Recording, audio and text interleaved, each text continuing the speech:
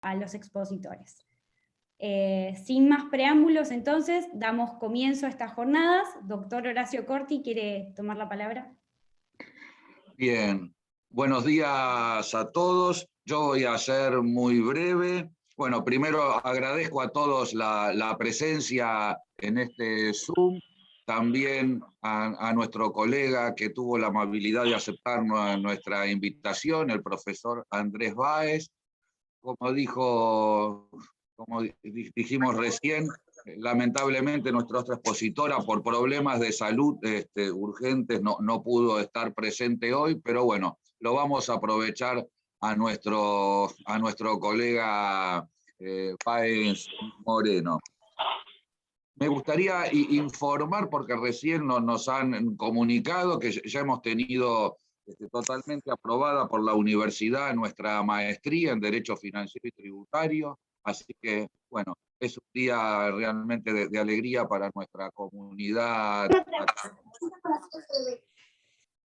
Bueno, continuamos con nuestras jornadas, conversaciones sobre el derecho internacional financiero y tributario, y la verdad que solo me gustaría decir que cada reunión que tenemos muestra la enorme complejidad que está teniendo hoy el derecho internacional, ¿no? Estamos viendo que desde hace varios años el derecho internacional es un ámbito de innovaciones, de tensiones, realmente de enorme efervescencia y complejidad, no todo lo que está sucediendo simultáneamente en el derecho internacional. Y doy 4 o 5 ejemplos, ¿no? Por un lado, el desarrollo del derecho internacional económico. Hemos visto de los años 90 la proliferación de tratados de protección recíproca de inversiones, pero también tratados de libre comercio, luego la instalación y desarrollo de la Organización Mundial de Comercio y una serie de acuerdos surgidos en ese ámbito. Pero miren ustedes, paralelamente, el auge que ha tenido desde los años 70, el desarrollo del derecho internacional de los derechos humanos, que hoy en día conforma una red tupida de tratados, que en muchas constituciones, al menos en el ámbito de Latinoamérica, tienen un estatus normativo jerárquico especial, como vemos desde México, de su reforma constitucional, hasta la Argentina.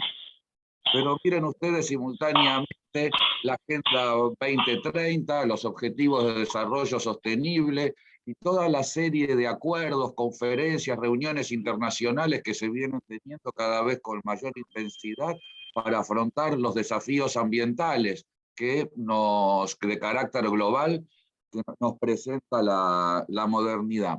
Pero también han surgido ámbitos tal vez que no eran pensados en un derecho internacional clásico.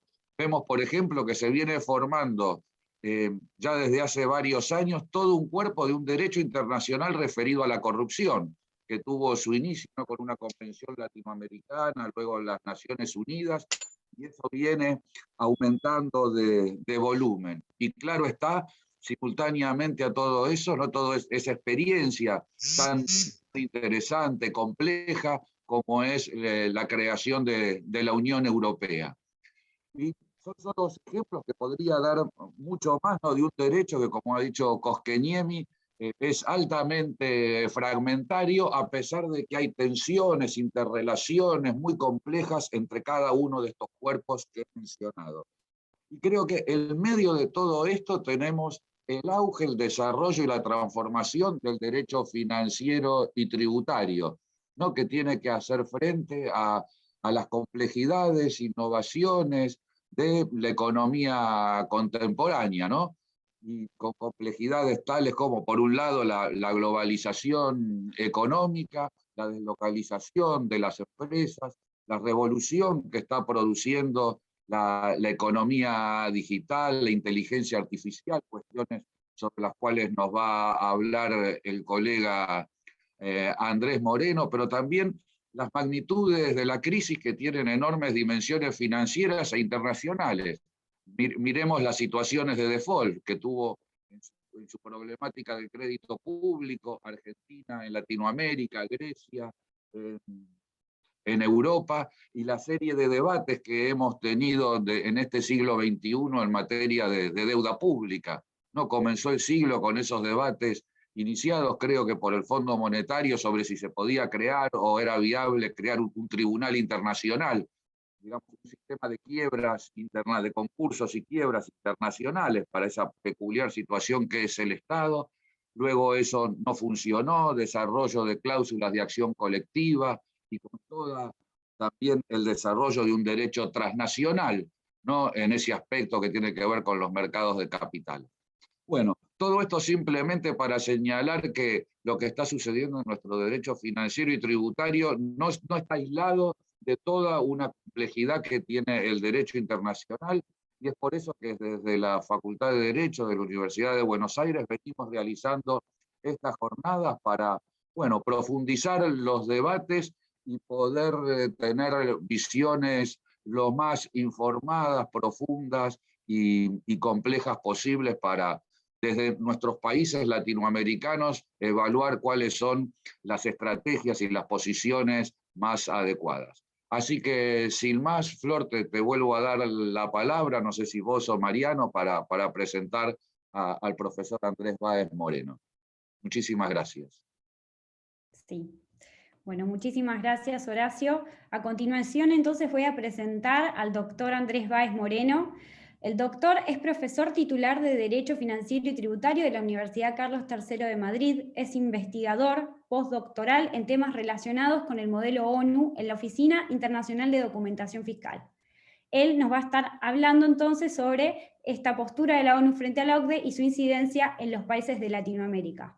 Por favor, doctor Andrés Báez Moreno, lo escuchamos. Pues muchas gracias, Flor.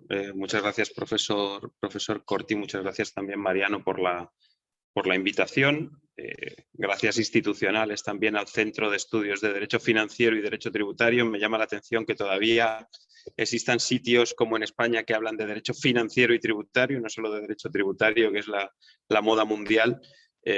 Y eso, bueno, rescata algo de nuestra tradición hispano-italiana integralista de análisis del ingreso y del gasto público, que con mucha frecuencia se pierde de vista en estos análisis, y yo creo que se pierde de vista y se pierde una información muy relevante. Yo les voy a hablar hoy de un tema muy concreto.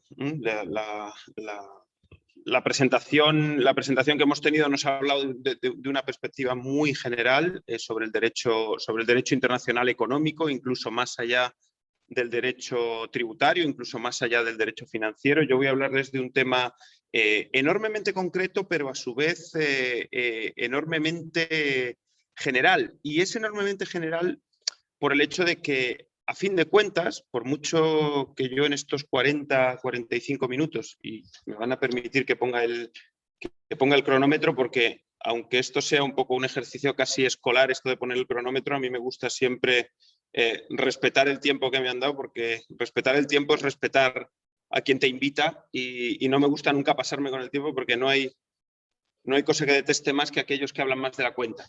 Así que ya tengo puesto el tiempo para no pasarme del tiempo asignado y honrar así a quienes me han invitado a hablar.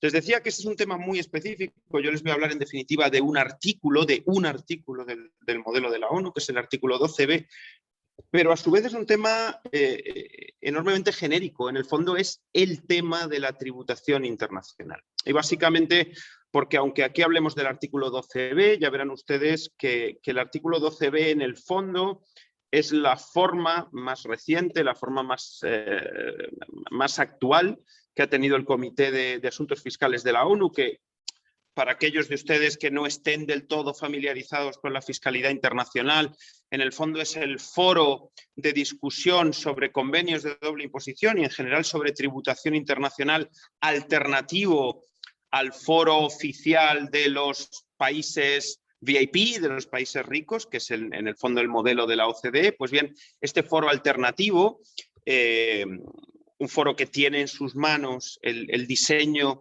de un modelo de convenio de doble imposición para las relaciones internacionales entre países en vías de desarrollo y también entre países en vías de desarrollo y países de la OCDE, Digo, aunque esto sea una respuesta muy parcial, muy concreta del artículo 12b, en el fondo la economía digital, y por eso ya no se habla siquiera de economía digital, se ha convertido en la economía. La economía digital es la economía digitalizada, de modo que el título, si ustedes me permiten, en cierto modo es erróneo. Esto no es la posición de la Organización de las Naciones Unidas frente a los desafíos que plantea la economía digital.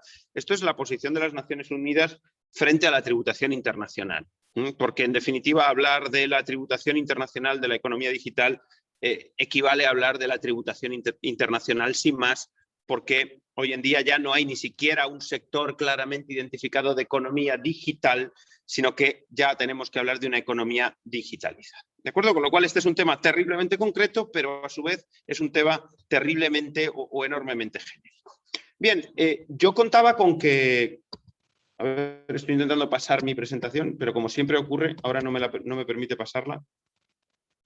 Ahora, yo contaba con que iba a haber una segunda exposición en la que se compararan las posiciones de la ONU con las posiciones eventuales, porque todavía la OCDE no ha pronunciado su última palabra. Yo me atrevería a decir que no ha pronunciado siquiera su penúltima palabra sobre el gravamen de la economía digital. Les decía que yo contaba con que iba a haber una segunda exposición en que se iba a comparar, en cierto modo, la posición de la ONU con la posición de la OCDE, o la penúltima posición de la OCDE, y en cierto modo analizar también cuáles puedan ser los intereses de los países no estrictamente OCDE en relación con estas dos posiciones, que verán ustedes que son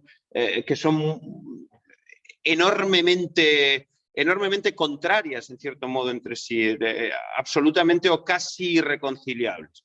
En todo caso, simplemente, y por refrescar aquí un poco la situación actual, sabrán ustedes que básicamente desde el inicio del plan BEPS, Base Erosion and Profit Shifting, en 2013, una de las acciones fundamentales de aquel plan, y yo creo que el hecho de que fuera la acción 1 no es casual, fue hacer frente a los desafíos de la economía digital. Aquella acción quedó aparcada, digamos, en lo que se ha llamado normalmente el BEPS 1.0, es decir, en las primeras acciones de BEPS, que fueron la segunda a la 15ª, y que básicamente fueron acciones que vinieron a poner parches esencialmente a un sistema que no funcionaba.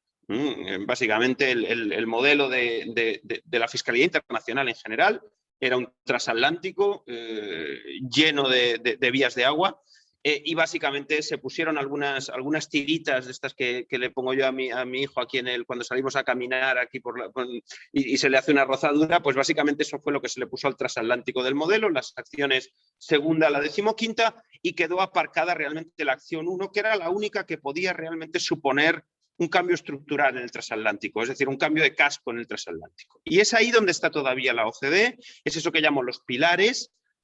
Las más recientes propuestas, el Pilar 1 y el Pilar 2.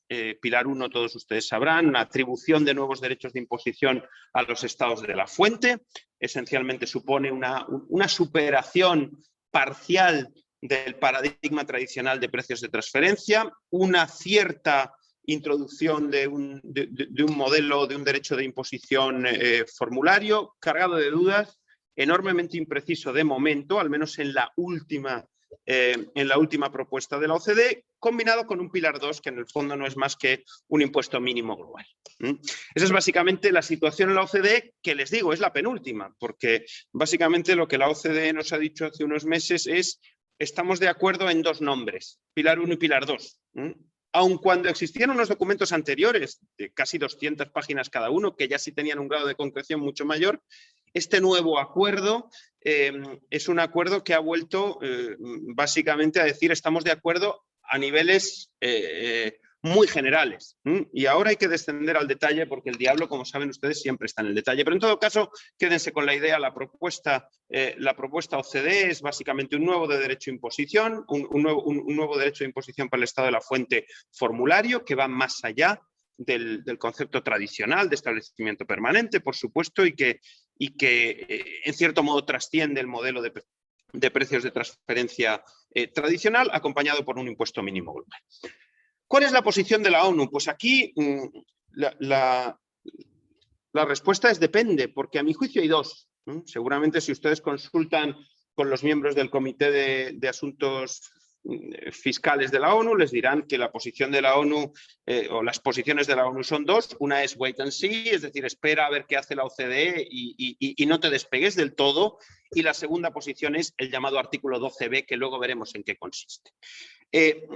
A mi juicio realmente, y ustedes verán luego por qué, yo creo que la posición de la ONU son dos, porque en este debate del gravamen de la economía digital se pierde de vista con demasiada frecuencia que ya hace 4 años, en el 2017, y esta fue la culminación de un proyecto que empezó muchísimos años antes. Esto empezó en el año 2009 en el modelo de la ONU. Existía otro precepto, que es el artículo 12A, que básicamente ha quedado aparcado, ha quedado orillado, ha quedado olvidado, relegado, preterido, enterrado, luego veremos por qué, por la ONU como posible solución a los problemas de gravamen de la economía digital. Y por lo tanto yo les diría a ustedes que la situación de la ONU en realidad ahora forma o tiene 3 patas. Por un lado, el wait and see tradicional respecto de a ver qué hace la OCDE.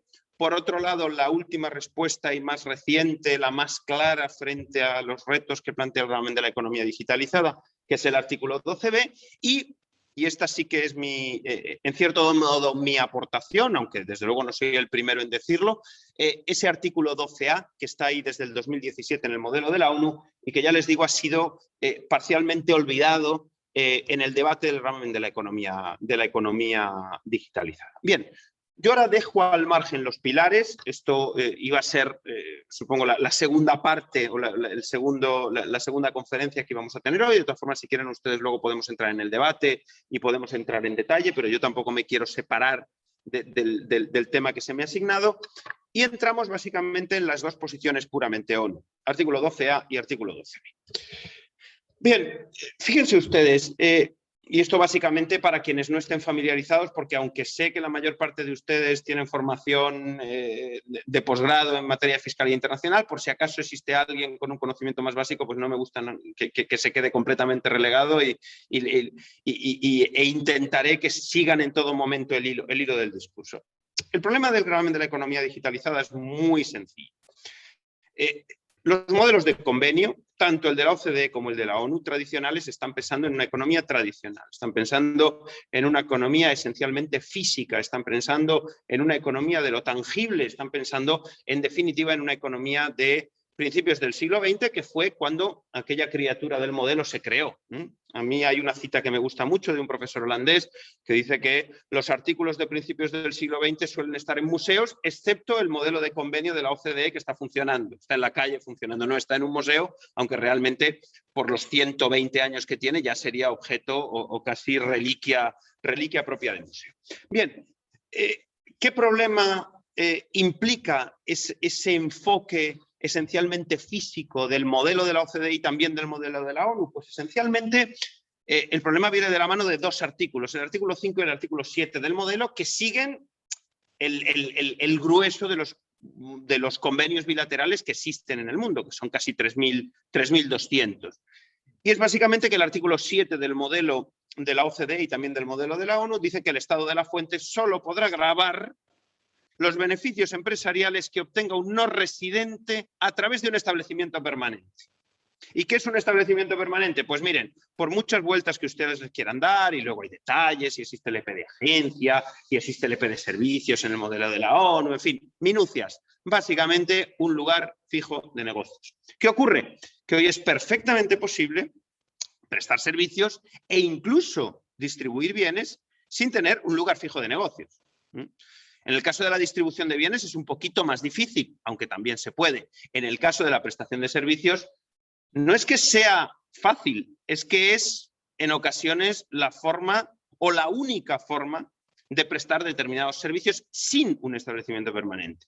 ¿Qué determina eso? Eso determina que aquel pacto al que se llegó a principios del siglo XX en el sentido de el estado de la residencia puede gravar los beneficios empresariales de forma exclusiva, salvo que se obtengan esos beneficios con un establecimiento permanente en el otro estado contratante, salte por los aires, puesto que realmente la realidad ha cambiado tanto que el concepto de establecimiento permanente prácticamente se ha convertido también en un objeto de museo.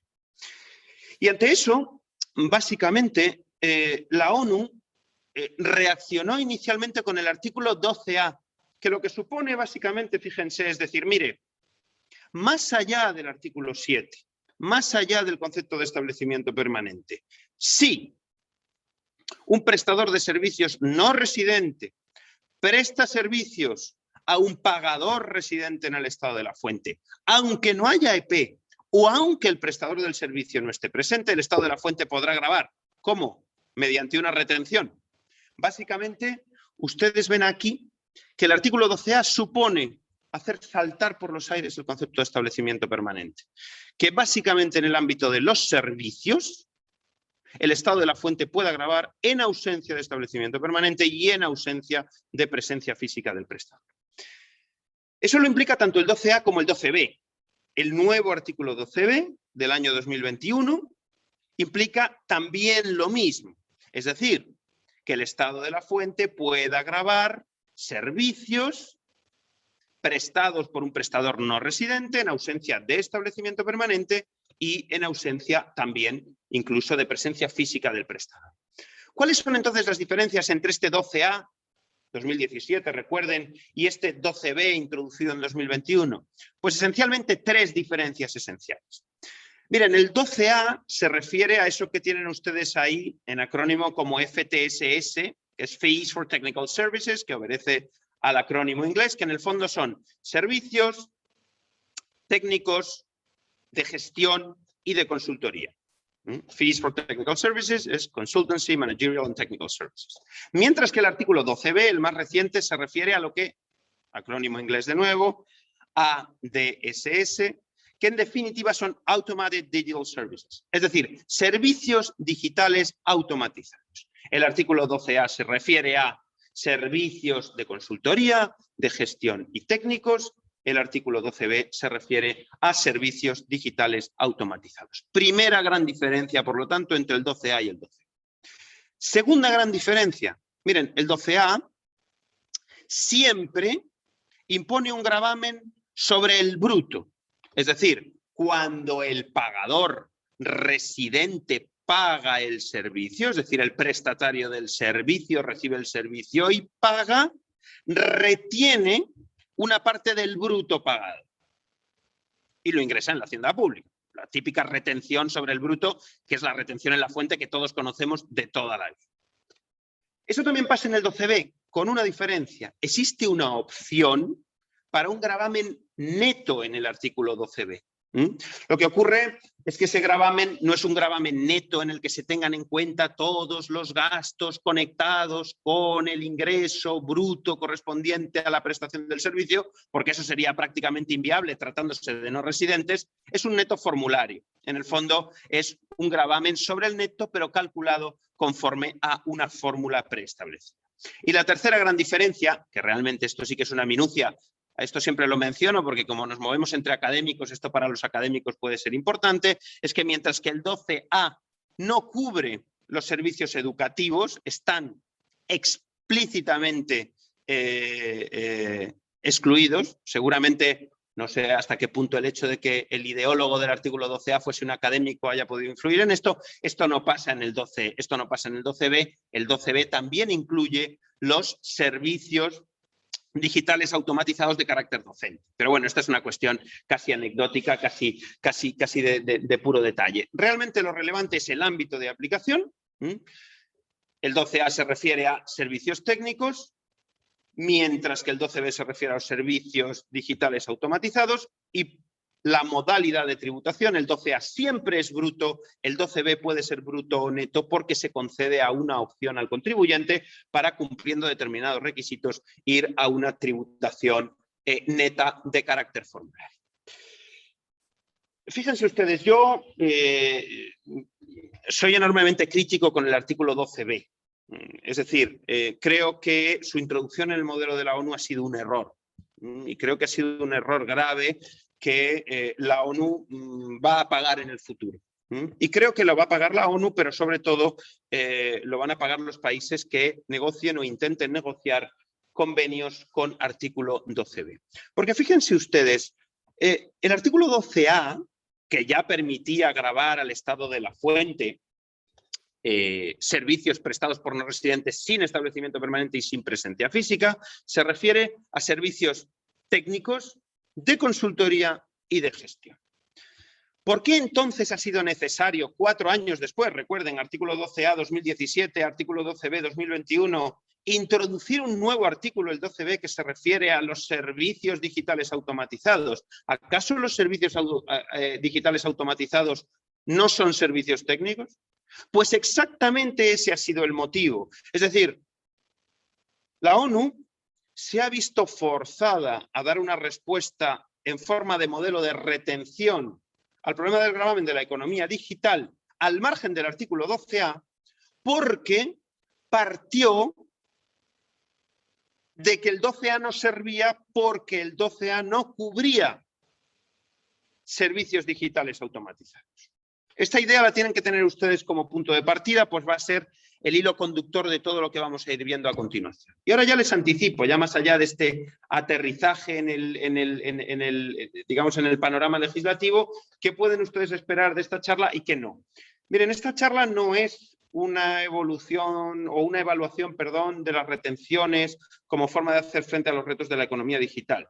Sobre esto yo ya me he pronunciado en bastantes ocasiones antes, sobre todo siempre en coautoría con el profesor Yariv Brauner de la Universidad de Florida Gainesville, en el sentido de que seguramente una retención en la fuente no solo para países en vías de desarrollo, sino en general para otros muchos países sería la mejor manera de hacer frente a los retos de la economía digital frente al resto de opciones que se han planteado y que se siguen planteando. Esto tampoco es una evaluación específica, concreta del artículo 12b. No esperen ustedes que yo entre aquí en minucias sobre el 12b4, el 12b7, sobre cuál es el concepto de fuente implícita, explícita. No voy a entrar en eso. Básicamente, la idea de esta charla es determinar si el 12b era necesario y, segundo, si el 12b es conveniente. Que son dos preguntas distintas. Fíjense ustedes, yo siempre digo que algo innecesario puede ser, digamos, inocuo. Es innecesario, pero es inocuo. La bacteria, muchas bacterias, podrían desaparecer y no pasaría nada, pero bueno, tampoco hacen ningún daño. Pero el problema, tanto en las criaturas de la biología o de la microbiología como en las criaturas legales, es el de aquellas que no solo son innecesarias, sino que además son dañinas, porque este es realmente el problema. La segunda parte de este análisis es si realmente el artículo 12b es o no es conveniente, que a mi juicio, ya les anticipo de antemano para que no estén expectantes. Siempre digo que una clase no es una novela, no es una novela de intriga, en el que uno tiene que dejar para el final la solución de quién es el asesino. Ya les anticipo que a mi juicio el artículo 12b no solo es innecesario, sino que además es inconveniente. Creo que puede ser dañino y voy a tratar de explicar por qué a continuación.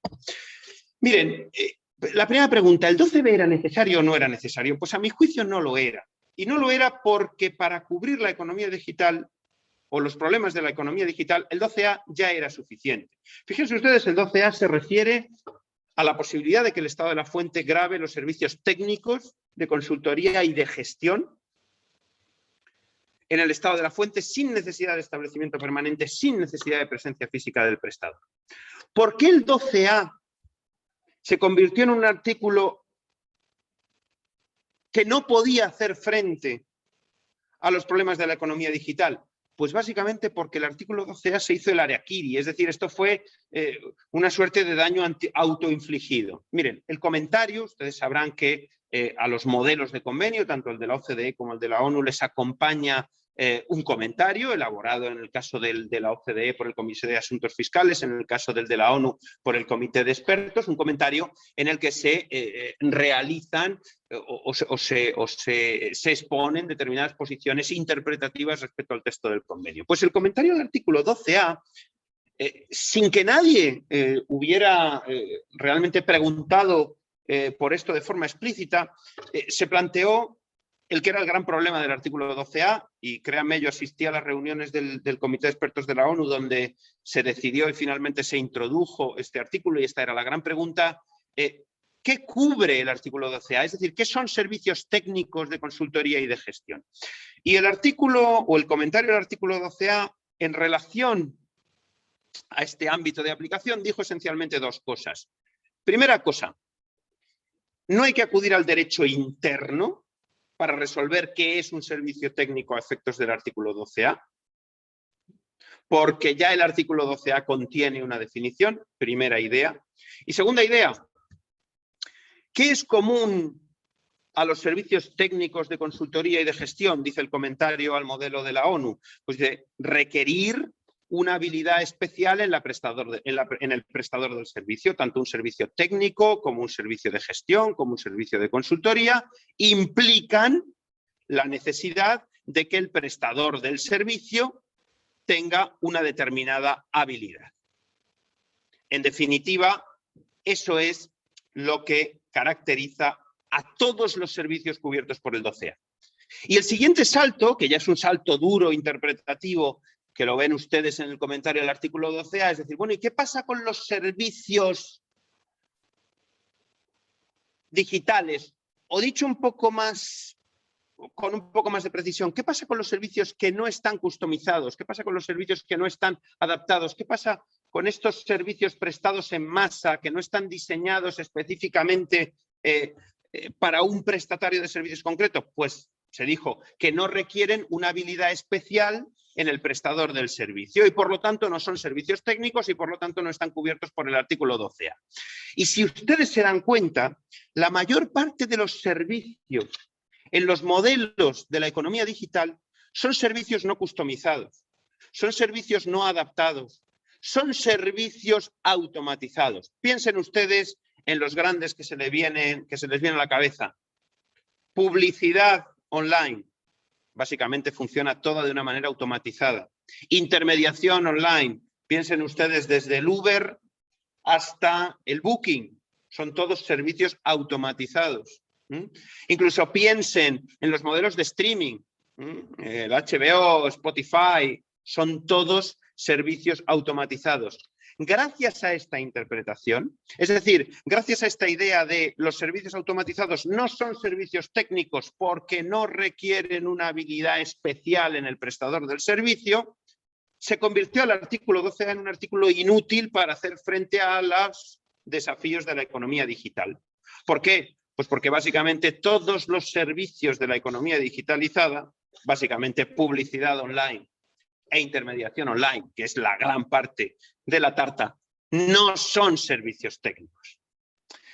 Bien, a mi juicio esta interpretación del comentario del modelo de la ONU es incorrecta. No voy a entrar en excesivos detalles respecto a esto, pero simplemente, en primer lugar, decirles esa idea de no se puede ir al derecho interno de los estados contratantes para saber qué es un servicio técnico porque el artículo 12A ya define qué es un servicio técnico. Eso es sencillamente falso, es un error del comentario. El artículo 12A no define qué es un servicio técnico, simplemente califica qué servicios están grabados en el 12A. Dice servicios técnicos de consultoría y de gestión. Eso no es una definición, eso es una calificación.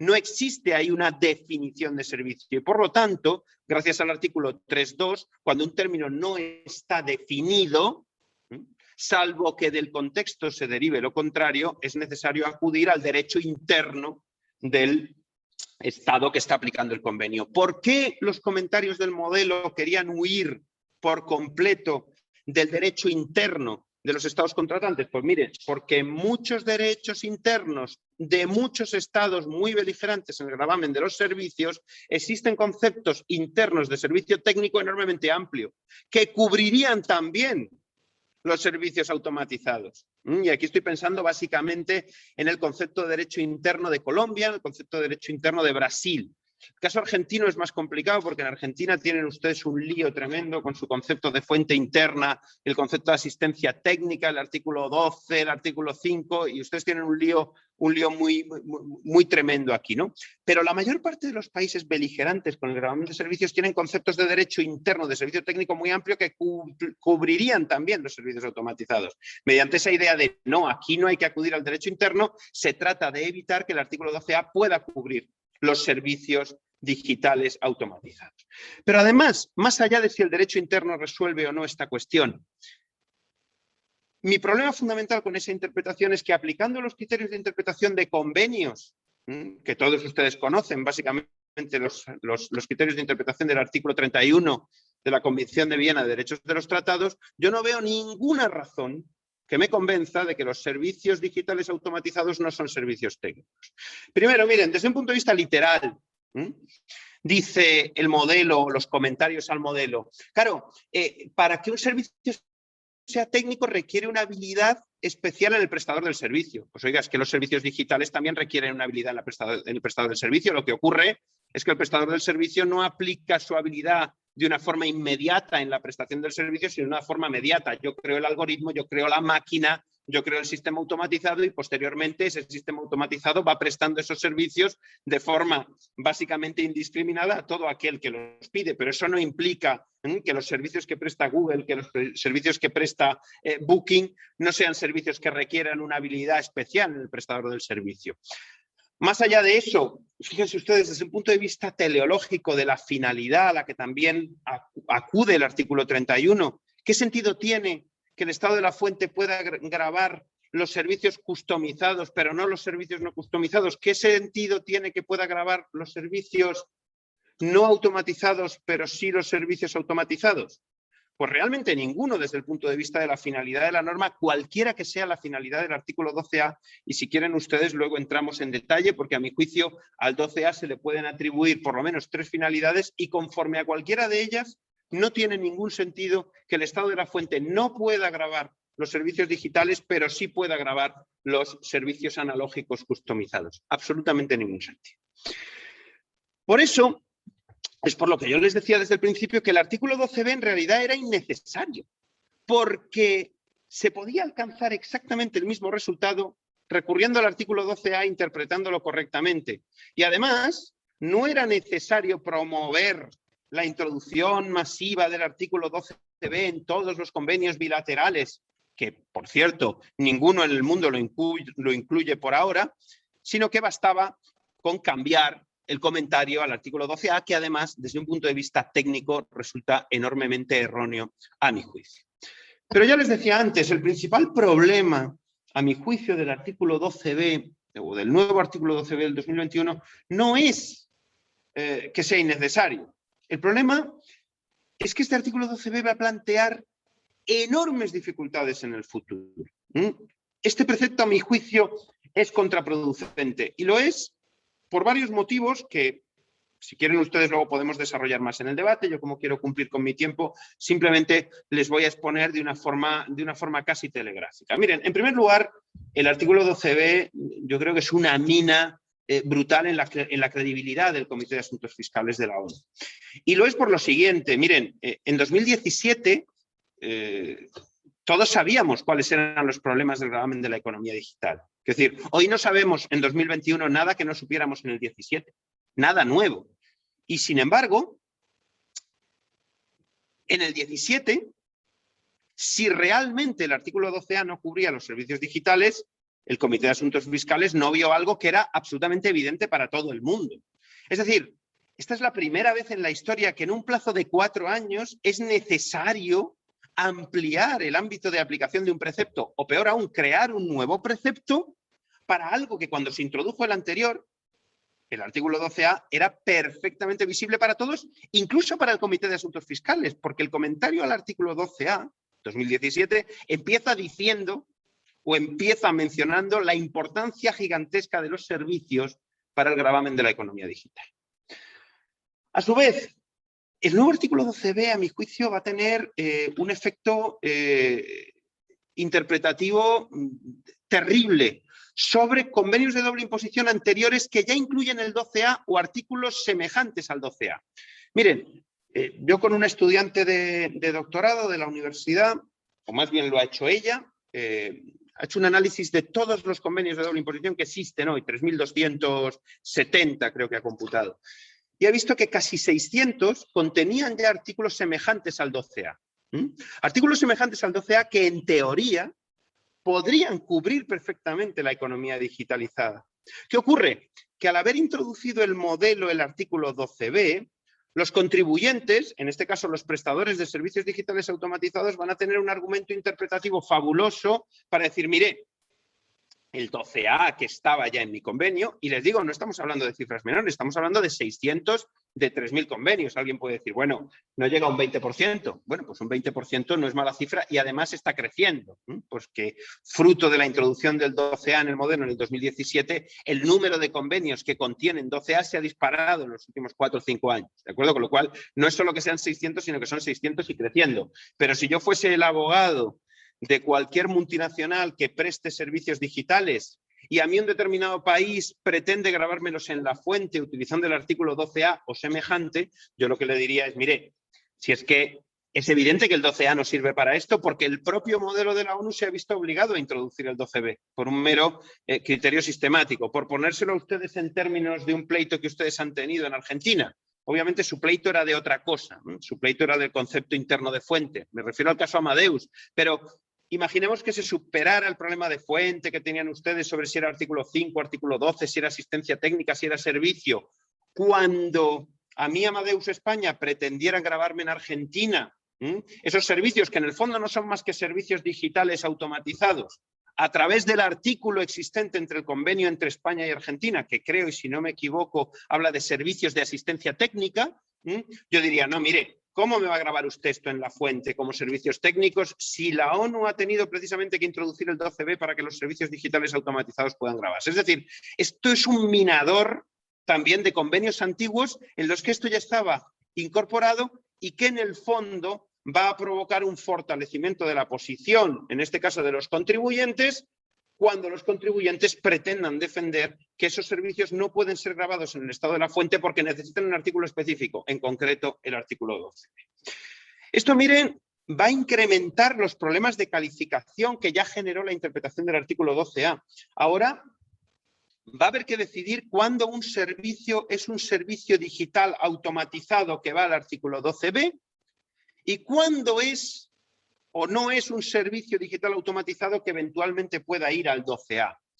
Y aquí, miren, les voy a poner esto con el ejemplo más sencillo, que ustedes seguramente van a ver enseguida. Los servicios docentes. ¿Cuándo un servicio docente es automatizado? Obviamente digital, no cuando el docente se traslada personalmente, pero bueno, ya saben ustedes que por el COVID yo creo que en los próximos 5 años ya ningún docente va a viajar a ningún sitio a dar ninguna clase, por lo menos esa es la perspectiva que estamos manejando aquí, ¿no? Si se hace digitalmente, ¿cuándo va a ser digital automatizado, artículo 12B, y cuándo va a estar customizado y por lo tanto va a ser 12A? ¿Cuál es el grado de customización necesario o cuál es el grado de intervención humana necesario para que vaya al 12B? El artículo 12B habla de un grado mínimo de intervención humana. ¿Qué significa eso? Un grado mínimo de intervención humana. Si todo el curso está pregrabado, pero la calificación es personalizada, o si todo el curso está pregrabado, pero luego hay unas tutorías, unos pequeños módulos de tutoría personalizados, ¿esa intervención es mínima o esa intervención no es mínima? ¿Qué ocurre si yo tengo unos módulos pregrabados con unas tutorías adicionales personalizadas? ¿Qué ocurre si hay parte que está pregrabada, parte no pregrabada y la calificación es automatizada? En definitiva, aquí los problemas de calificación van a ser gigantescos. Y fíjense ustedes, a mí no me preocuparían mucho esos problemas de calificación si posteriormente el tratamiento del 12A y del 12B fuese idéntico, porque ya saben ustedes que a los juristas nos tiene que plantear o nos tienen que preocupar los problemas de calificación y de naturaleza jurídica si de ello se deriva alguna consecuencia. Yo recuerdo en muchas ocasiones en derecho civil durante mis estudios de grado que llegaban allí los grandes catedráticos, la naturaleza jurídica de no sé qué y de no sé cuánto. Uno decía, bueno, ¿y esto para qué? Es decir, si esto tiene algún efecto jurídico, muy bien discutir la naturaleza, pero si al final de esto no se deriva ninguna conclusión, pues exactamente aquí la cuestión es, de aquí sí se derivan conclusiones. ¿Por qué? Y lo ven ustedes ahí. Porque el artículo 12A y el artículo 12B no son idénticos. Recuerden, se parecen mucho, pero no son idénticos. Porque difieren, fíjense ustedes, en muchas cuestiones. Para empezar, y esta seguramente es la menor, los servicios educativos están excluidos en el 12A, incluidos en el 12B. En toda la discusión que les decía antes, que algo sea un servicio docente digital automatizado o no lo sea, puede determinar que puede existir gravamen en la fuente o que no. Segundo, porque los tipos de gravamen pueden ser distintos en el 12A y en el 12B. ¿Por qué? Porque en ninguno de ellos el modelo fija un gravamen de referencia, con lo cual los estados contratantes son libres en la negociación y es muy posible que negocien tipos de gravamen distintos. Segundo, tercero, y esto es muy importante, en el 12A los servicios prestados a particulares no están cubiertos, mientras que en el 12B los servicios prestados a particulares sí están cubiertos. Les digo, el Netflix, Spotify, HBO, todos estos que normalmente suelen ser servicios business to consumer, en el 12B están incluidos, en el 12A no están incluidos, sin que la simetría se entienda muy bien. Pero sobre todo, y esto es lo que más problemas me plantea, recuerden, en el artículo 12A la tributación es siempre bruta. En el artículo 12B existe una opción para tener tributación neta. Y tampoco entiendo muy bien a qué obedece esa asimetría. Porque si tuviera que existir alguna, es decir, si el 12A y el 12B tuvieran que tener una tributación bruta y otra tributación neta, lo lógico, digo, si aceptáramos algunas simetrías, que fuera una simetría al revés. ¿Por qué? Pues porque les digo que lo que sí está demostrado por los economistas es que si hay unos servicios que pueden implicar menores problemas con los gastos, esos son los servicios digitales, por su capacidad de escalar. Me explico. Una vez que usted crea la infraestructura, el algoritmo, la máquina, como le quiera llamar, en un servicio digital, una unidad marginal de servicio básicamente tiene un coste cero. Por lo tanto, me preocupa mucho más el problema de la deducibilidad de gastos en los servicios no automatizados, artículo 12A, que en los servicios automatizados, 12B. Luego, si tuviera que haber alguna simetría, lo lógico que sería o que fuera una simetría inversa, es decir, que fuese el 12A el que permitiera la tributación neta y no el 12B. A mi juicio, lo suyo sería que todos tuvieran el mismo régimen, tributación bruta o neta, cualquiera, pero el mismo. Es decir, que no existiera ninguna simetría. Estos son los motivos, les digo, por los cuales yo creo que el artículo 12B no solo es innecesario, sino que además es contraproducente. Por eso, y con esto concluyo, algunos consejos de política fiscal para los países en vías de desarrollo o no, porque también hay países OCDE, sobre todo recién llegados, que siguen, aunque no se atreven tampoco a hacerlo de una forma ya tan explícita como lo hacían cuando no formaban parte de la OCDE, o que pretenden gravar en la fuente los servicios y no están nada contentos ni con el panorama actual ni con el panorama que se les viene encima fruto del pilar o de los pilares y sobre todo del pilar 1. Primer consejo a estos países: no negocie convenios de doble imposición con el artículo 12B, no lo haga, es un problema y es un error. 2, aclare su posición en derecho interno. Es decir, si usted no tiene un concepto de servicio técnico en derecho interno, aclárelo. Y aclare en su derecho interno que los servicios técnicos también abarcan a los servicios automatizados, para que si en un eventual pleito en el futuro se llega a la posibilidad de tener que interpretar un artículo 12A, el concepto de servicio técnico, y se termina en el derecho interno, su derecho interno esté preparado para decir que los servicios digitales también son servicios técnicos y por lo tanto cubiertos. Y tercero, y ya a nivel convencional, aclare su posición respecto de los convenios. El modelo de la ONU tiene un problema respecto al modelo de la OCDE. En el modelo de la OCDE ustedes saben que se pueden formular reservas a los artículos de los convenios y observaciones a los comentarios. En el modelo de la ONU esto no puede hacerse. ¿Cómo se articulan estas posiciones a nivel, digamos, internacional o a nivel de convenios en el modelo de la ONU? Básicamente formando pequeños trusts de naciones y forzando la introducción en el comentario de referencias a posiciones minoritarias. Yo creo que muchos países que tuviesen un interés en grabar servicios técnicos y también servicios digitales automatizados en la fuente en ausencia de EP y de presencia física, podrían formar pequeños cárteles. También lo hacen los estados OCDE en el Comité de la ONU, no hay nada de malo en esto, para tratar de forzar la introducción de posiciones minoritarias diciendo, miren, nosotros no creemos en la interpretación al artículo 12A que excluye los servicios automatizados de los servicios técnicos, ni tampoco por ese mismo motivo creemos necesario la introducción del artículo 12.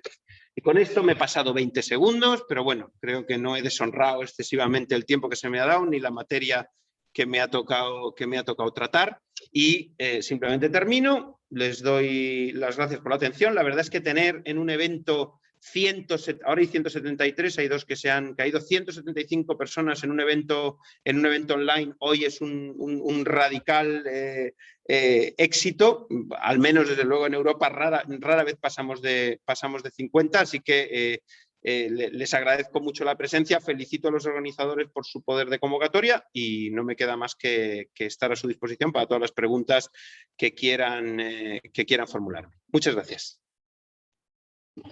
Bueno, muchísimas gracias, doctor. La verdad, excelente. Su exposición muy clara, además, muy completa.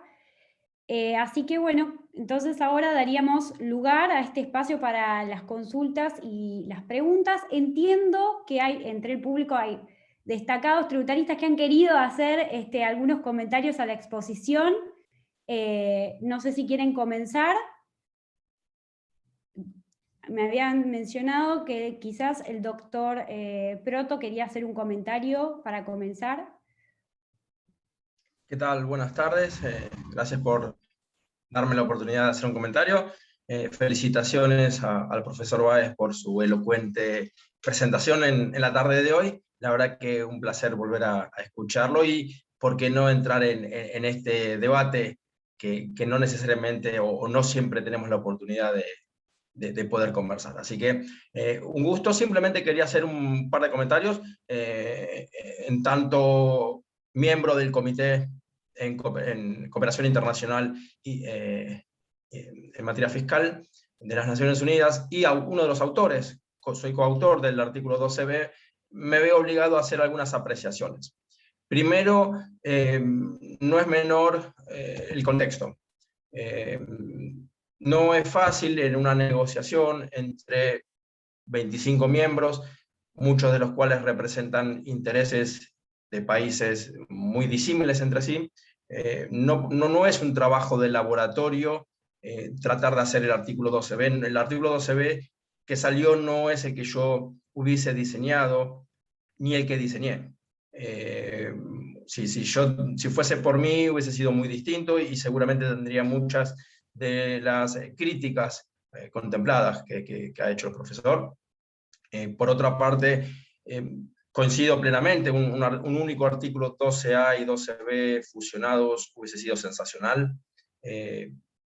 Un artículo que regule los servicios a secas, sean digitales, sean de consultoría, sean los que fueren.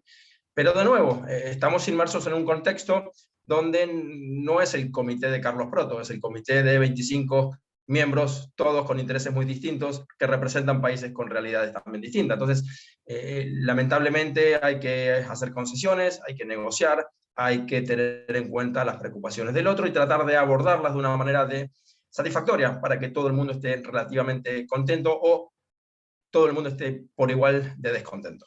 Esas consideraciones son importantes tener en cuenta porque, de nuevo, no es un ensayo, no es una propuesta pura y óptima, es simplemente el resultado de estas tensiones. Un comentario, además, me gustaría hacer con respecto a la asistencia técnica. Insisto, el artículo 12A, comparto todas las críticas que ha hecho el profesor Báez. Hubiese sido mejor que los comentarios se limiten a interpretar la letra y el espíritu del apartado 3 del artículo 12A, que es el que define el servicio técnico, dejándolo en todo caso a la regulación interna de cada país. Está el problema que recién mencionaba el profesor, que cada país hubiese definido de una manera totalmente disímil y tal vez más abarcativa de lo esperado. Entonces fue necesario introducir estos comentarios. Comentarios que, coincido, se apartan del espíritu y lo restringen en demasía. Pero bueno, era más fácil crear un nuevo artículo 12b para los servicios digitales que reabrir el debate ya clausurado 4 años antes. Sería una actitud demasiado inconsistente y ciclotímica de un comité que cada 4 años cambia lo que quiso hacer o lo que venía haciendo. Más allá de la composición se va afectando, pero bueno, gran mayoría de los miembros del 2017 se mantuvieron en el 2021, con lo cual era muy difícil. Era mejor arrancar de cero con un artículo 12b. Y la diferencia es esa. El artículo 12A aborda servicios para los cuales es necesaria una gran cantidad de intervención humana. Es ese conocimiento aplicado, volcado al servicio.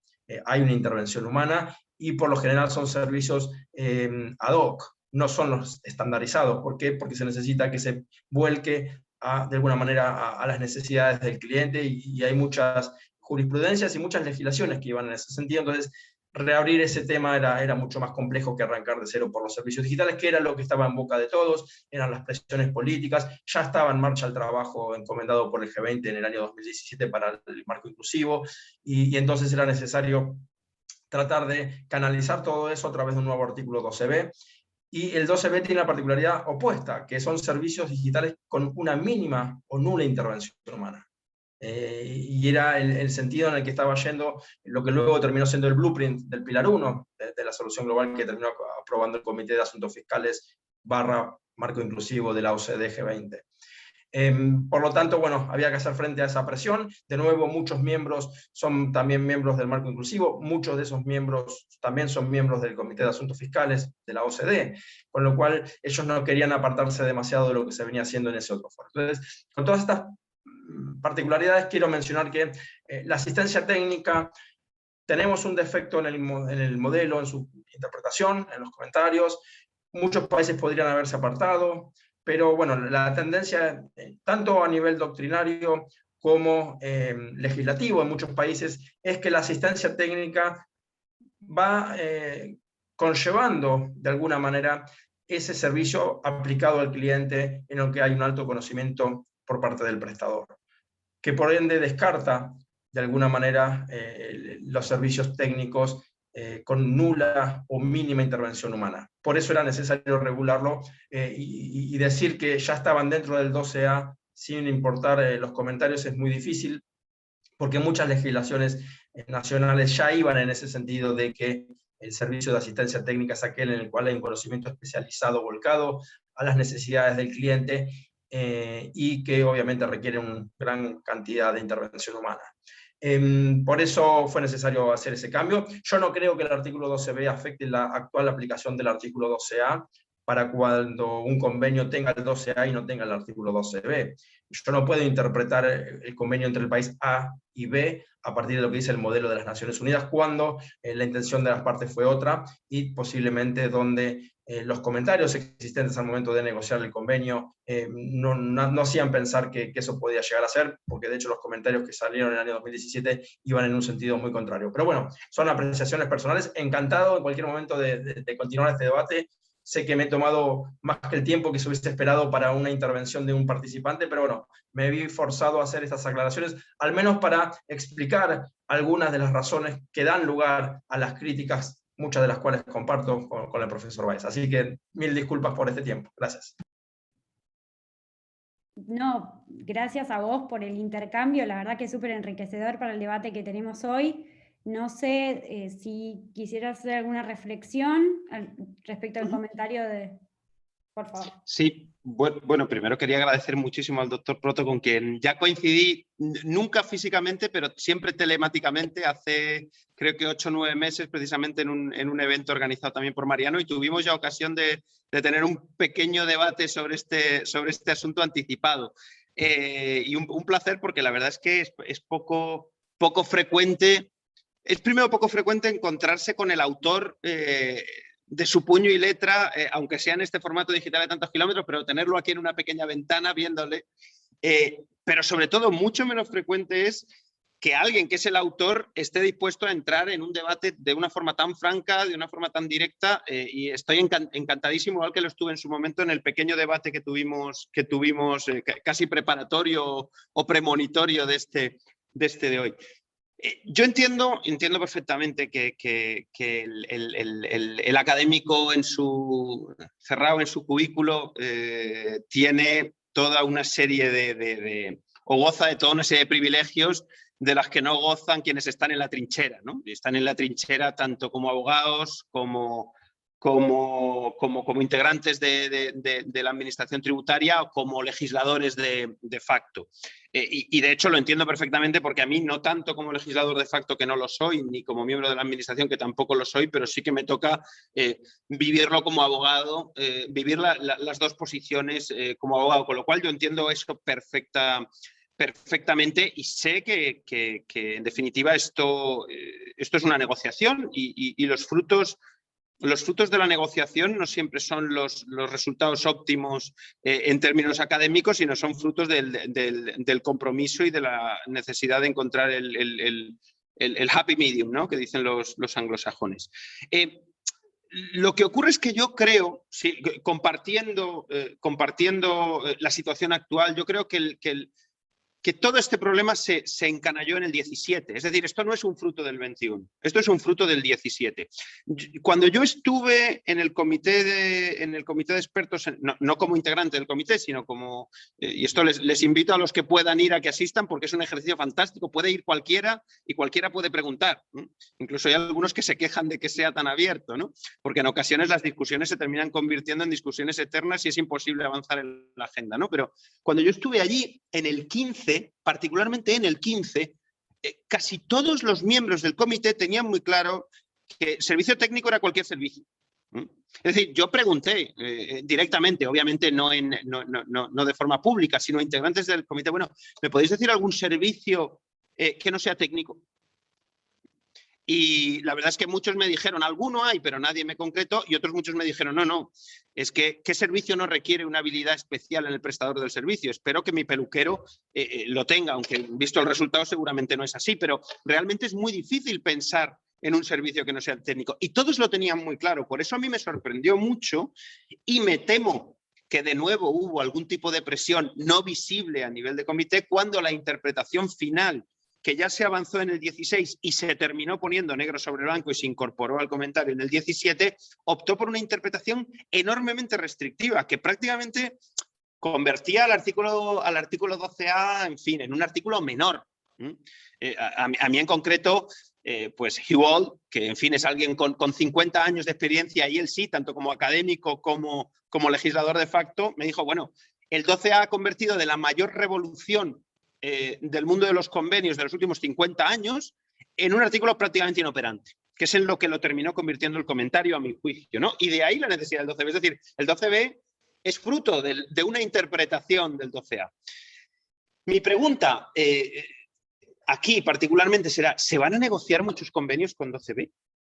Es decir, ¿va a ser el 12B un modelo de éxito en términos de incorporación a convenios bilaterales?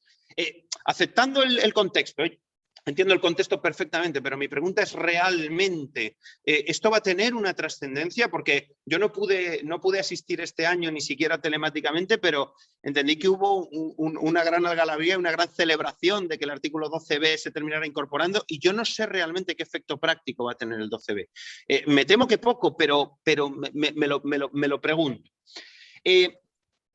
Las legislaciones internas que mencionaba el doctor Proto, es cierto que hoy ya hay muchos países que, a rebufo de la interpretación del 12A introducida en el 17, han empezado a matizar en su jurisprudencia, pero en el 17 era solo India. Era solo India. Esta es una interpretación básicamente introducida a partir de la práctica jurisprudencial india, a la que luego ya se han ido incorporando muchos países, pero en el 17 todavía era una cuestión casi minoritaria. Si uno acudía a Brasil, si uno acudía a Colombia, es decir, a países muy beligerantes en aquel entonces, ya Colombia ha dejado de serlo tanto, ¿no? Seguramente como consecuencia de convertirse en miembro de la OCDE, uno veía un concepto de servicio técnico tanto a nivel legislativo como jurisprudencial muy amplio y que cubría servicios digitales. Luego, de nuevo, el origen de la tragedia está en el 17 y en la interpretación. Y luego, estoy completamente de acuerdo, Carlos, con el hecho de que el 12B no va a perjudicar a convenios que tengan 12A y no 12B. Desde un punto de vista técnico estoy de acuerdo, por dos motivos. Primero, convenios paralelos, estamos todos de acuerdo que su relevancia es menor, y segundo, el modelo es un modelo. Ahora bien, yo te pregunto, y ya yo pregunto como abogado, ya no pregunto como académico, ¿tú crees realmente que algún juez a quien yo me dirija como abogado, y te aseguro que me voy a dirigir como abogado con este argumento, no será susceptible a mi argumento de, oiga, ¿no será que el 12A es insuficiente si el comité, que son los expertos, ha tenido que introducir el 12B para grabar servicios automatizados? ¿Tú no crees que los jueces, y al final todo esto, todos sabemos, tanto los que estáis del lado de la administración como los que estamos del lado del contribuyente, de que a quien hay que convencer es al juez? Evidentemente ese es el problema, al final, en resumidas cuentas, ¿no? ¿No crees tú que va a terminar siendo un argumento potente en manos de los contribuyentes? Como argumento, independientemente de que mi convenio lo tenga o no lo tenga, y desde un punto de vista técnico estoy 100% de acuerdo contigo. Es más, hace 2 semanas en un evento en Estados Unidos me hicieron la misma observación desde un punto de vista técnico y dije lo mismo, exactamente. Desde un punto de vista técnico estoy de acuerdo contigo. En la trinchera, aquí digo lo mismo que has dicho tú antes, ¿no? Una cosa es estar en el despacho pensando en términos académicos y otra cosa es qué pasa en la trinchera. Pero bueno, una vez más, muchísimas gracias y me alegra poder debatir de verdad estos asuntos con un autor. Es que esto es algo que es casi inaudito. Muchas gracias. A vos. Carlos, no sé si... Bien, principio creí que eran preguntas retóricas, pero luego sentí que estaban dirigidas, así que si les parece voy a dar mis apreciaciones y tratar de responderte. Primero es aquella pregunta que consideré retórica de se negociarán muchos convenios con el artículo 12b. Cuando se aprobó esto en abril todavía no estuvo el acuerdo global de julio del marco inclusivo. Incluso la propuesta de Estados Unidos, que fue la que terminó quedando plasmada en el marco inclusivo, de ya salir del CFP, Consumer Facing Businesses y Automated Digital Services, que era el ámbito de aplicación de la solución del Pilar 1, creíamos que el acuerdo fracasaría porque Estados Unidos no estaba interesada, había introducido un sistema de safe harbor, que es una especie de impuesto optativo, que lo paga el que quiere y el que no, que se someta a las medidas unilaterales descoordinadas y agresivas. En ese contexto dijimos, es muy probable que no haya acuerdo global. Luego, con el diario del lunes, como decimos aquí, cuando los eventos deportivos y las apuestas son antes del fin de semana y el lunes están los resultados, es más fácil saber qué pasó. Pero en abril considerábamos que había una chance de que no haya un acuerdo global, entonces había que darle una solución o una propuesta a los países. Y en ese contexto entiendo yo que el artículo 12b no es algo malo. No deja de ser lo mismo que el artículo 11 y 12 del modelo ONU. Incluso el artículo 11 del modelo de la OCDE, que es imposición en la fuente en ausencia de presencia física. Valga la contradicción o lo mal formulado, pero en términos de tributación internacional se entiende. Los beneficios empresariales del artículo 7 tributan solo si y en la medida que haya una presencia física en forma de establecimiento permanente. La excepción a esa regla es un artículo 11 en el modelo OCDE, que es intereses, haya o no haya un establecimiento permanente, puede tributar en la fuente, pero con un límite. Bueno, ese es el esquema del artículo 12b, y era una solución simple. De nuevo, ¿cuál era el desafío? La existencia de un artículo 7, porque aquellos países que no tienen un convenio para evitar la doble imposición con un artículo 7, son libres de aplicar su normativa interna, ese impuesto al consumo que recomendaba el profesor Báez al iniciar su charla. Es fácil, un DST, un Digital Service Tax, lo que existe en India, lo que de alguna manera aborda Australia, o el Diverted Profit Tax de Reino Unido, incluso Israel. Muchos países comenzaron y aquí en la región seguramente hubiese sido abrumadora la cantidad de legislaciones domésticas que apuntan a esto. Pero bueno, la idea fue esa, dar la posibilidad de retener en la fuente a estos tipos de rentas que se derivan de esta prestación de servicios. Algo similar y existente que los convenios impedían, entonces se necesita una nueva excepción, al igual que para el artículo 11, una nueva excepción para los servicios digitales. Esa es la respuesta a mi pregunta retórica. En abril hubiese sido probable que algunos países lo consideren. Hoy, con el acuerdo global y el Pilar 1 posiblemente implementándose a priori por 132 de 139 países, o sea, 132 países de los más relevantes del planeta dicen, no, yo voy por otro lado. Entonces, ahí es donde comparto con Andrés. Seguramente muy pocos países exploren la alternativa del artículo 12b, pero porque la otra solución, ya con un matiz un poco más político, lo contradice. Pero no porque el 12b sea malo en sí mismo.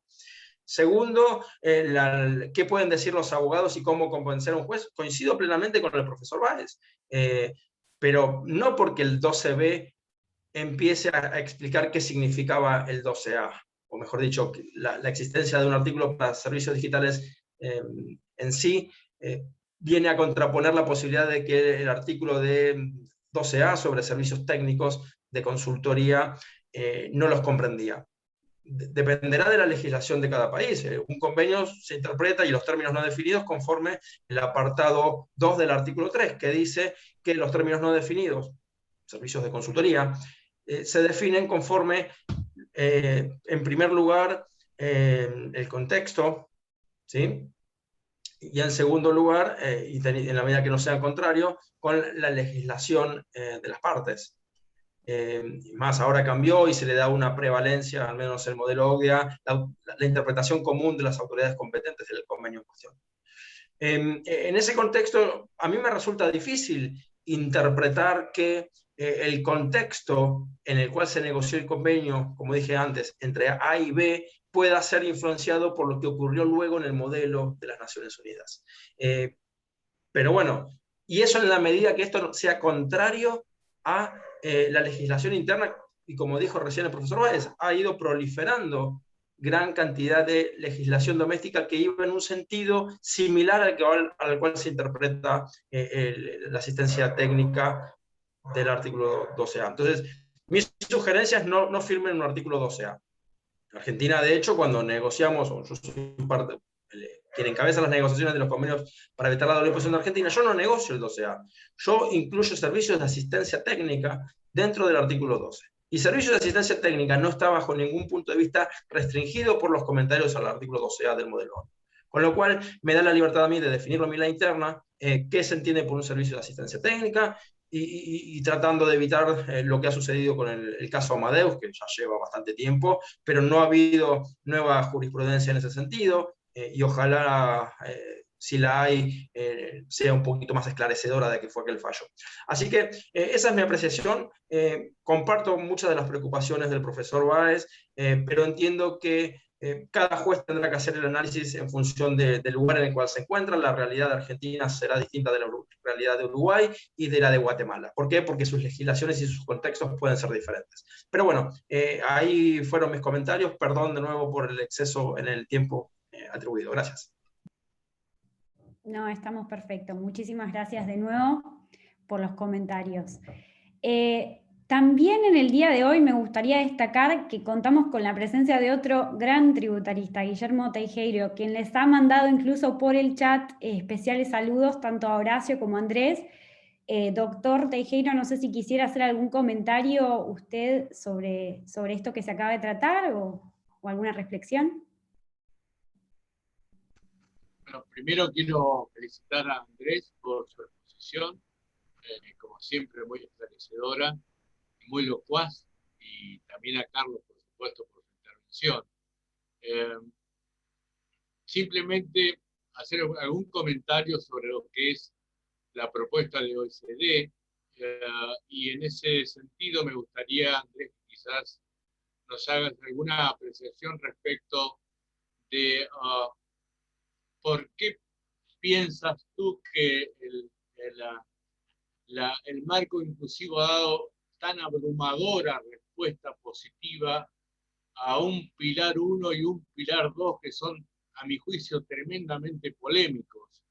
El primero por su complejidad y el segundo por su afectación importante de lo que es la soberanía de los países en vías de desarrollo.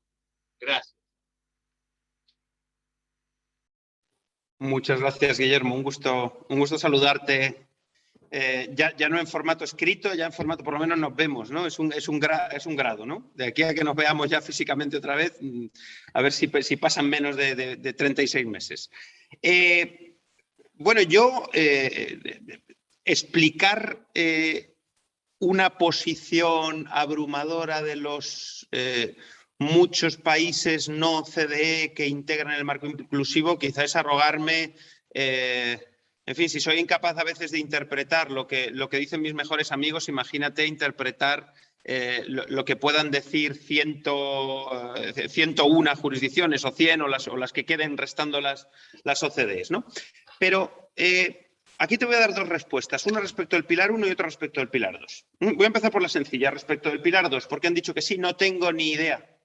Ni idea. Me parece un error garrafal, me parece un error imperdonable, me parece un error, en fin, me parece un error de primero de primaria. Es incomprensible, es radicalmente incomprensible.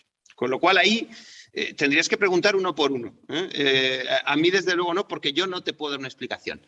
Sí que puedo tener una explicación respecto al pilar 1, que la llevo teniendo desde hace mucho tiempo. Y mira, te voy a decir aquí algo que se decía en España en los años 30, cuando en España, bueno, sabéis que España es un país cainita, enormemente un país dividido en dos, sigue siéndolo, de guerras de hermanos contra hermanos, y cuando en los años 30 se gestaba la que iba a ser, espero la última, algunos dicen la penúltima, pero iba a ser la última de nuestras guerras entre hermanos, que fue la del 36,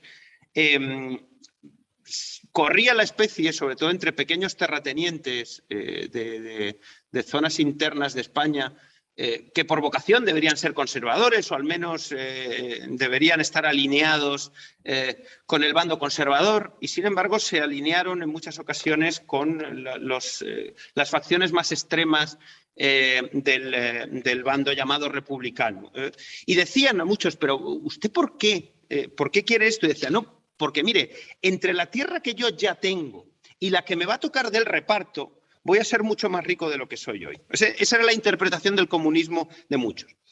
Y ahora conecto con lo que quiero decir. A mi juicio, hay muchos países en vías de desarrollo que creen y piensan, bueno, entre los 12 A's que ya tengo, los Digital Service Taxes que pueda tener, los 12 Bs que pueda incluir en el futuro, más lo que me va a tocar de pilar 1, lo voy a sumar todo y, en definitiva, ¿cómo no estar de acuerdo con el pilar 1? Porque son acumulables. Y es cierto que, al menos hasta la posición más reciente, siempre el sistema era on top.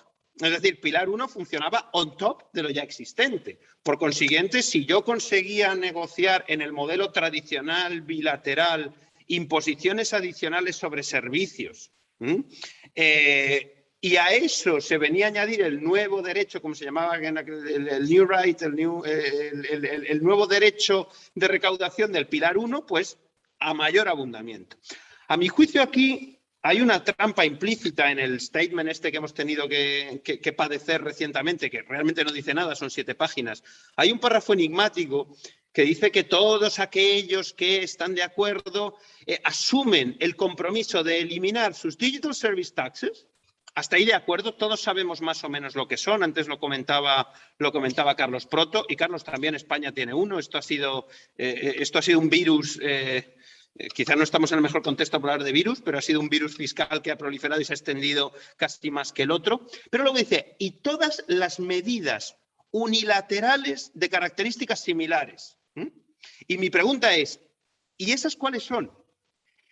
Me pregunto, por ejemplo, el gravamen o los gravámenes que Argentina tiene en su derecho interno, bueno, con todas vuestras discusiones del artículo 12, qué es asistencia técnica, qué no es asistencia técnica, si voy a la declaración aquella del INTI del 87, no sé qué, todos esos son gravámenes unilaterales semejantes a servicios, a Digital Service Taxes.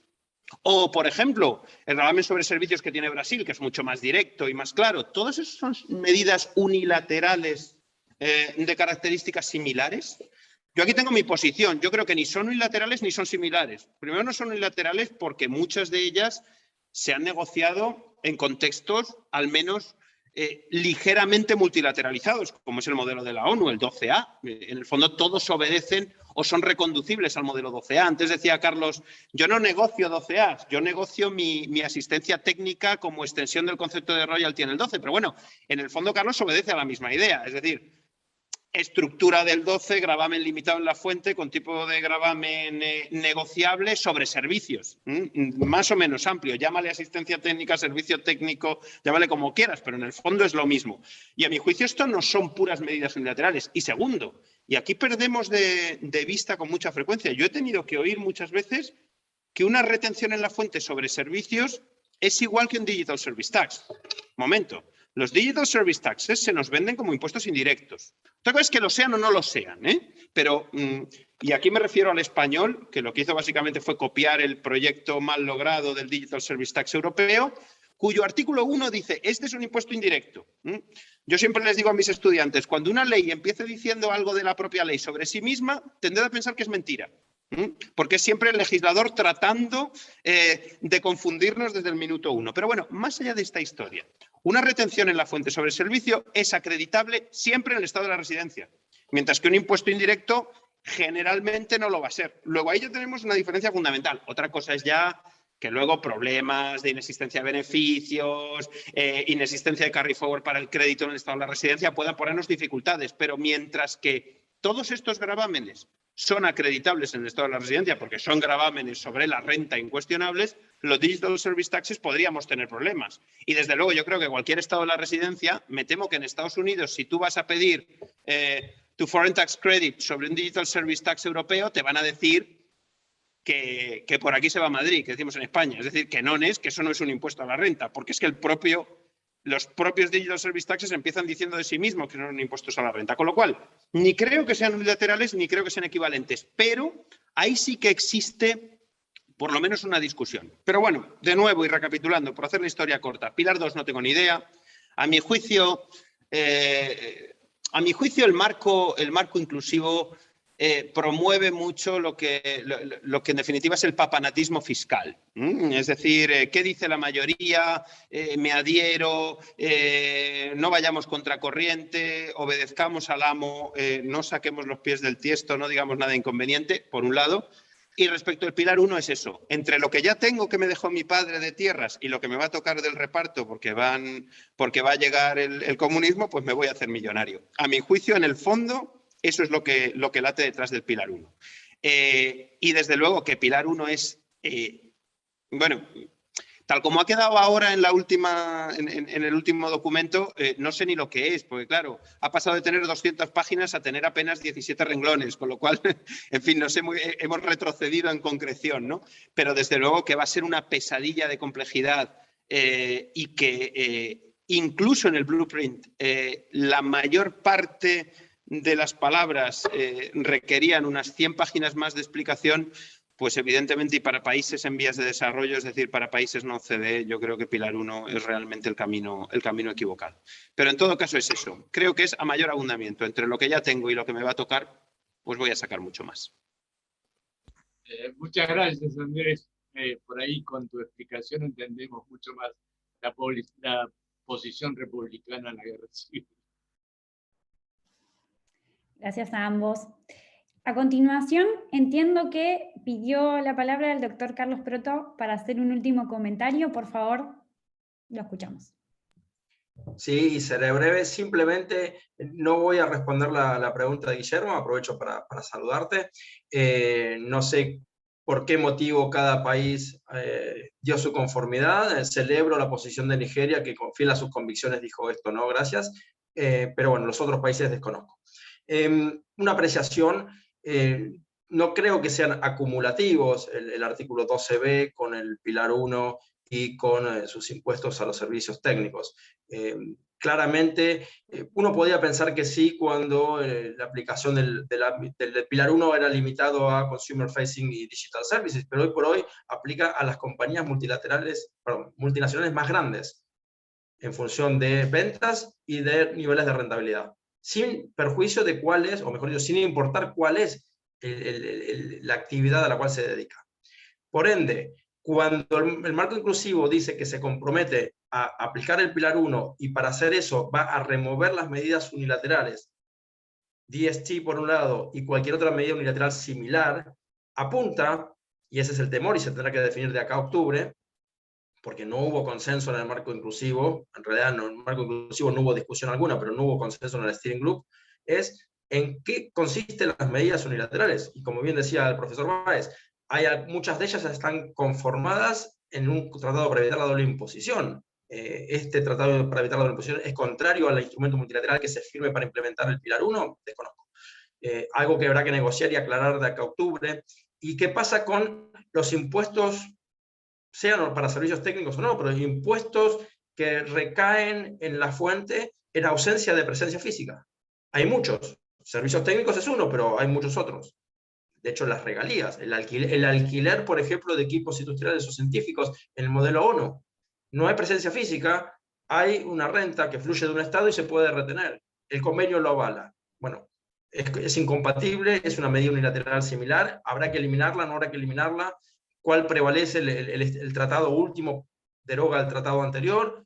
una serie de complejidades que habrá que analizar de acá a octubre, pero sí es claro que la intención de quienes proponen esa media oración en esos 17 renglones del statement es que no quieren que nadie someta imposición, es el importe A y nada más. Ojo, el importe A es solo para 100 multinacionales, cuando todas las demás son todas las demás, miles y miles. Con lo cual, tarea para el Steering Group y para el marco inclusivo de acá a octubre, sentarse, negociar, agarrarse de los pelos y salir con una solución para esto. Estoy completamente de acuerdo contigo, Carlos.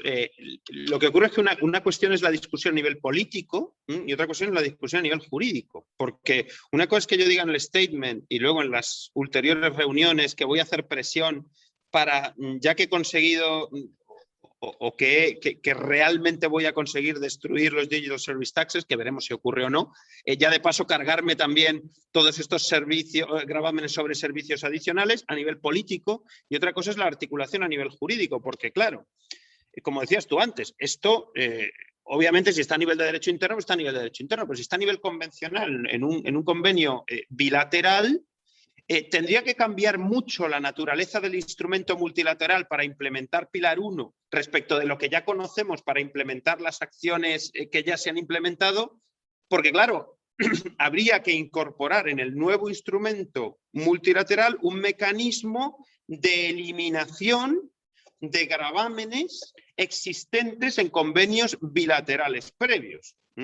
Y claro, si la implementación del multilateral, que no sé cómo se va a hacer para Pilar 1, se va a hacer también siguiendo, que ni siquiera sé si va a funcionar la metodología del multilateral que ya tenemos, pero si va a hacerse siguiendo la metodología que ya tenemos, se corre el riesgo también de que todos aquellos convenios en los que tenga estos gravámenes que eventualmente me pueden interesar más que la Amount A, porque seguramente desde un punto de vista recaudatorio son más interesantes, no los liste y me quede por fuera, pues no sé cuántos convenios de los que tiene Argentina tienen gravamen con asistencia técnica, pero me atrevería a decir que son casi el 80 o el 90%.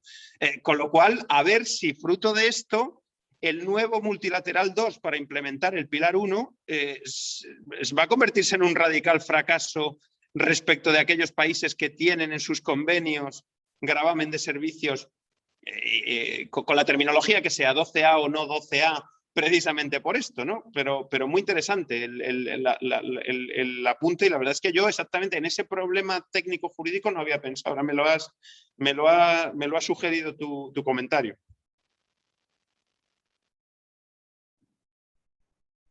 Bueno, muchísimas gracias.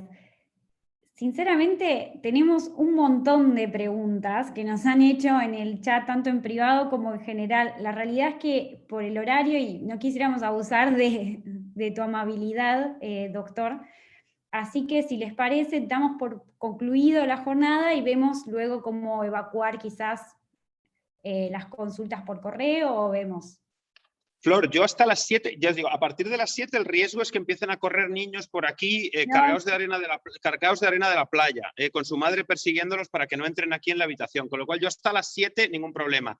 En todo caso, y sea la hora que sea, si me puedes mandar el chat a mi correo electrónico y yo luego puedo ir en el tiempo que tenga contestando las preguntas, pues haré lo que pueda. Muchísimas gracias. Muchas, de hecho, igual estuvieron contestadas en el intercambio que tuvieron, así que bueno, vamos a ver cuáles son las que han quedado sin resolver y se las podemos ir enviando. Muchísimas gracias por la amabilidad. Así que bueno, entonces sin más, damos por concluidas las presentes jornadas. No sé si, Mariano, quisieras hacer un comentario. Doctor Teijeiro quiere hacer un comentario, tiene la mano levantada. Ah, perdón, doctor, por favor, sí. No, es mi aplauso, Andrés. Era un aplauso. Sí, gracias. Perfecto, bueno, en ese caso, Mariano, no sé si quisieras hacer el cierre. Sí, bueno, simplemente primero agradecerle a Andrés, siempre estar disponible y tomar conocimiento de temas tan complejos de manera que la explica de una manera muy simple para todos los que saben y no saben de estos temas. Así que se adiciona aparte que Andrés está de vacaciones, así que es un doble esfuerzo con hijos chicos. Así que nada, Andrés, mil gracias. La exposición y los artículos que escribí sobre el tema son sumamente interesantes Obviamente agradecerle a Carlos y a Guillermo por los comentarios, que obviamente son doctrina que a nivel nacional e internacional uno sigue mucho. Así que nada, gracias a todos ustedes. Y para cerrar, simplemente que ya fuimos avisando, la próxima jornada nosotros vamos a empezar con todo lo que es el intercambio de información con foco en LATAM. Va a estar la expositora Verónica Grondona, que hoy maneja el área de Fiscalía Internacional en AFIP, que es la Administración Tributaria de Argentina, y Juliana Cándido de la OCDE, quien participó activamente en la declaración de Punta del Este, que presidió Mercedes Marcó del Pont y otros doctrinarios y administradores tributarios de Latinoamérica y de España. Vamos a contar en la apertura, que nos la confirmó hoy, con Mercedes Marcó del Pont, quien va a hacer, y quien presidió esta declaración de Punta del Este, quien va a hacer una apertura sobre el análisis de los riesgos que hoy tiene el intercambio de información para países en vía de desarrollo, como los que formamos parte de la mayoría de los que estamos acá. Así que nada, para invitar a todos los que están presentes a sumarse en las inscripciones, que básicamente van a empezar la semana que viene. Nada más, Andrés, de vuelta, muchas gracias por todo y próximamente te envío el libro que te debo.